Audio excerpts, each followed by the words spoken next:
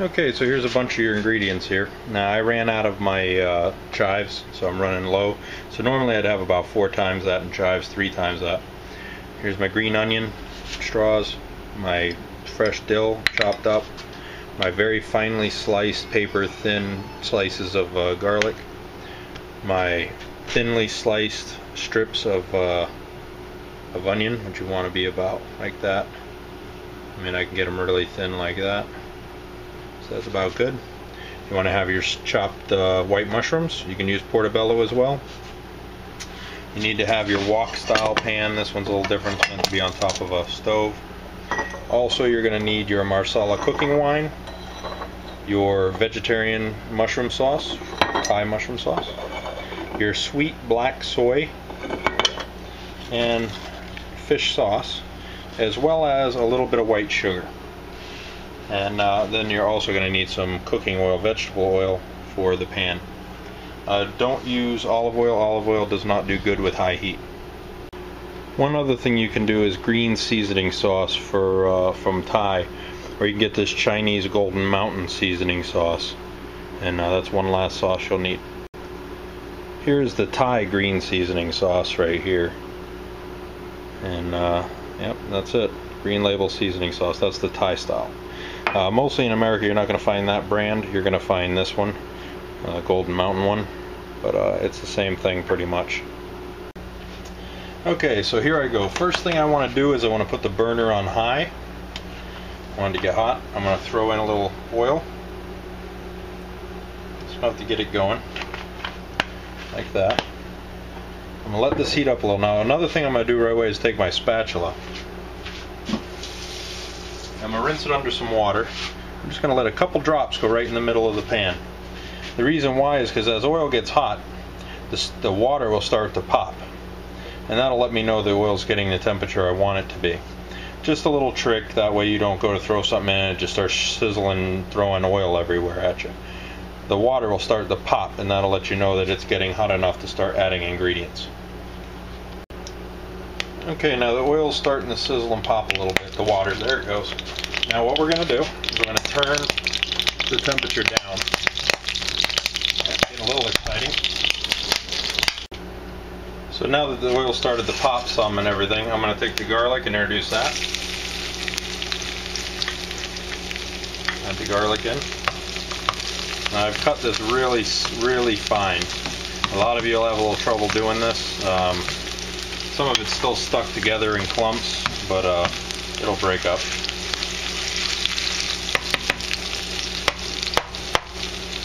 So now I've got the garlic going in here. Get it off the bottom of this thing. There we go.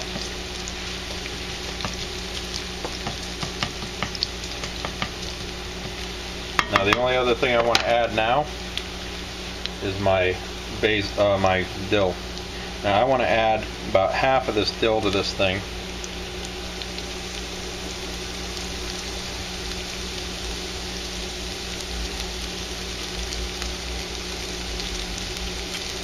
Maybe even about 3/4 of the dill that you had, and just add it to that. Just save a little bit for yourself for after.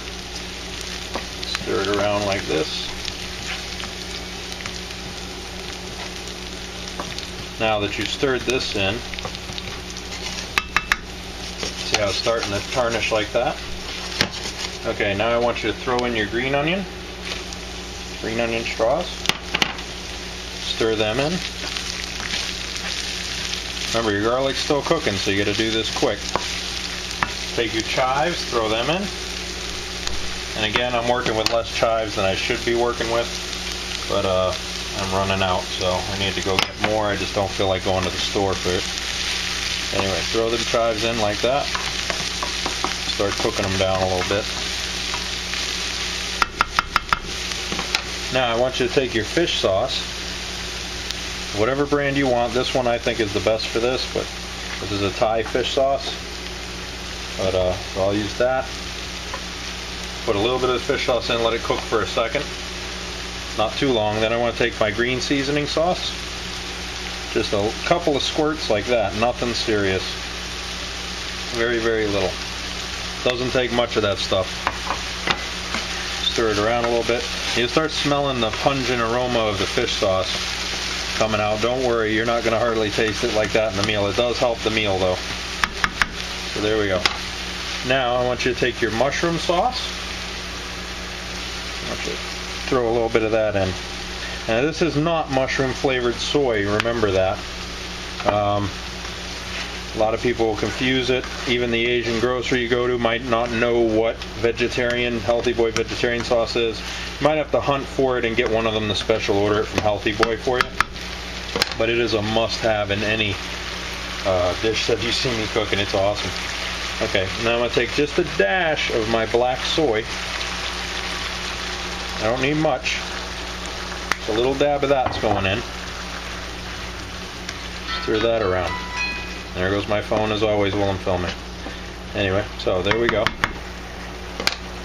Okay, now that you've got all that mixed in there and it's starting to sizzle a little bit, I want you to take your onions, dump them in. Now your onions are going to take a while to cook. Give them a good stir around like this, try to get some of that sauce on top of them and everything.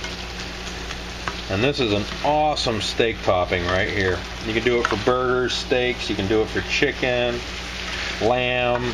I mean, it is wonderful for all kinds of stuff. I'm making this video specifically for my sister. Hi, sis. And yeah, so you guys could try this one out. And here we go. So, okay. Now for that, I'm going to let it sit for a minute. Let it sizzle for about 5 minutes or so. Put your heat to medium and let it sizzle. Keep coming back and stirring it around a bit. You might have to add a dash of water to this in a minute. And I'm talking like a quarter cup at most, okay? Not much.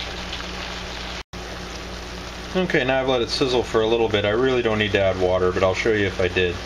Here's a quarter cup of water. That's about all you'd need to add to this. Nothing more than that little bit, because it really doesn't need it. This one didn't need it, but I added it anyway, just to give it a little more lube to melt or break down the onion quicker and to soften it. Now what we're doing is we're caramelizing these onions. And now that I added a little bit of that water, I'm going to add a dash of sugar, just like a teaspoon, not more, because I want to thicken it just a little bit, because I really didn't need that water in this one. The onions are creating their own water. So I'm going to take not a measurable teaspoon, but an actual, just a little bit over level teaspoon of sugar. I'll sprinkle it into it, because I don't need much in the dish. And that's all it'll need. Just thicken this a little bit, and it'll break down those acids as well. There we go. We're just going to keep cooking these down. It's going to take a while to caramelize these onions. They don't do it in 2 seconds. So just going to keep cooking them down, cooking them down, cooking them down. And then not too long later we will add a little bit of Marsala cooking wine. You can use red wine. I believe the Marsala is best for this, to make the sweetness that you want for the top of the steak. Yeah, basically you just put that there. And that'll be it. So let it cook down. Okay, now it's been about 10 minutes and we've cooked them down to where they're pretty mushy and brown like this now, which is getting right about where we want them. So what we're going to do is we're going to take a little bit of our Marsala cooking wine. I'm going to give it a smidge. Not a whole lot. That's about good. I'm going to start cooking down the onions in that. We're going to let them cook in that wine. I mix them up real good like that so they can sizzle in that wine. Now, what I want you to do, take the mushrooms that you cut, throw them in on top.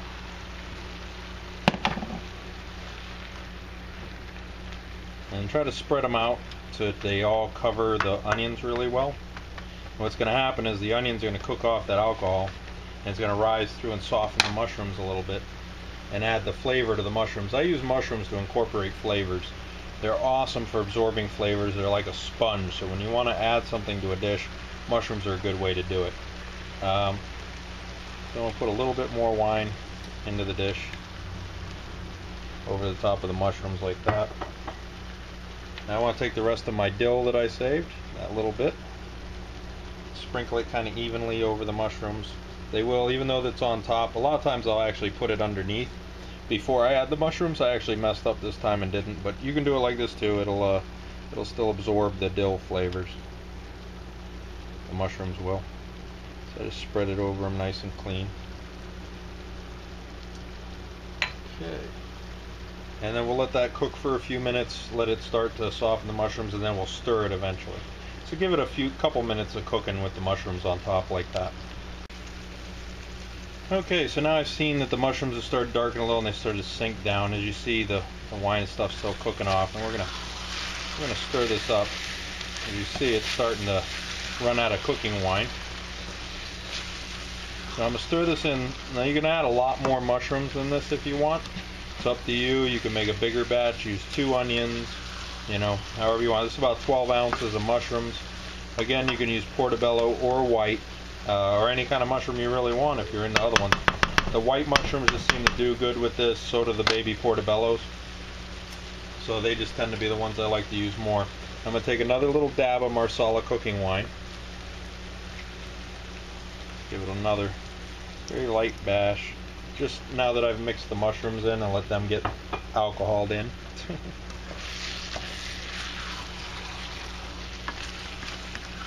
And I'm going to let this cook down until there's almost no fluid left in the dish again. Now here's a point where if you wanted, it's up to you, you could add other things to this that you would like. It's up to you. You know, add black pepper if you like it. I'm not a fan of black pepper, so you won't see me add it. One other thing I am going to add a dash of is black soy again. This time a very little dash. That's it. That's more than I probably needed anyway right there. I'm going to stir this in.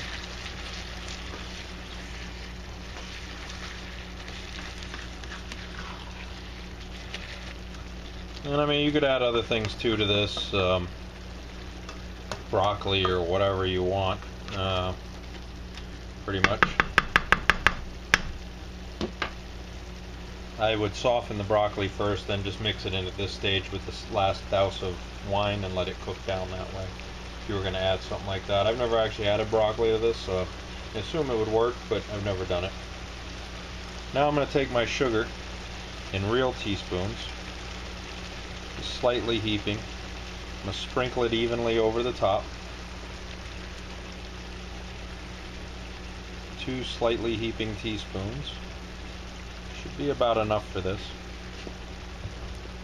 And that'll cut any of the salty out of the green seasoning and the fish sauce. It'll cut that back. And you can use other spices in here too if you want. You want to put hot peppers in here. You want to put in, you know, Scotch bonnets or habaneros or you know, even whatever the lower heat ones, Thai chilies, you know, whatever you want to put in here, you can put in. Not a big deal. So now I'm pretty much just going to let this cook down at medium heat. Let it simmer out for a little while. Let that alcohol steam off, and it's pretty much done at this point. Once the alcohol steams off, set it aside, cover it with some tin foil, let it sit for a little bit and cool, and you can heat it right before you serve. Now you can start to go and prep your steaks and get ready to cook those. So there you go, another dish from Wayne's Kitchen. I used a T-bone steak with this. Again, I used a mashed potato.